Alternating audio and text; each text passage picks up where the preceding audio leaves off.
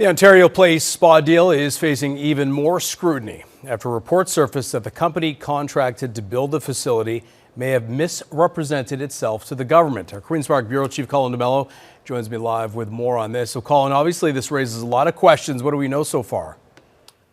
Well, listen, the Ford government may have thought that the Ontario Place scandal was behind it, but these new allegations have definitely kicked up a lot of conversations and questions. The Premier himself is one of the persons leading those questions. He's asked his Minister of Infrastructure to begin not quite an investigation, but to review some of the allegations to see whether this company did indeed misrepresent itself in the bidding process.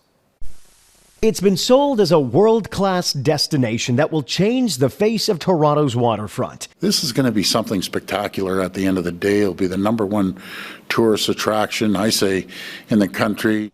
But even Premier Doug Ford now has his suspicions about whether the company building the water park and spa misrepresented itself to the government. I just want to double and triple check the contract and make sure everything passes the smell test.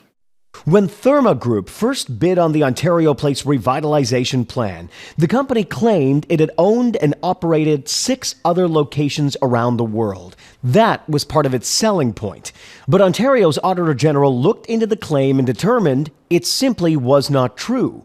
Therme only owned 1 property. The other 5 were actually operated by another company altogether.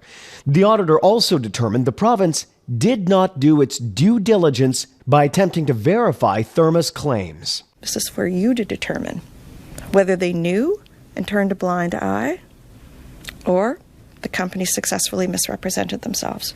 This is what we yet have to learn.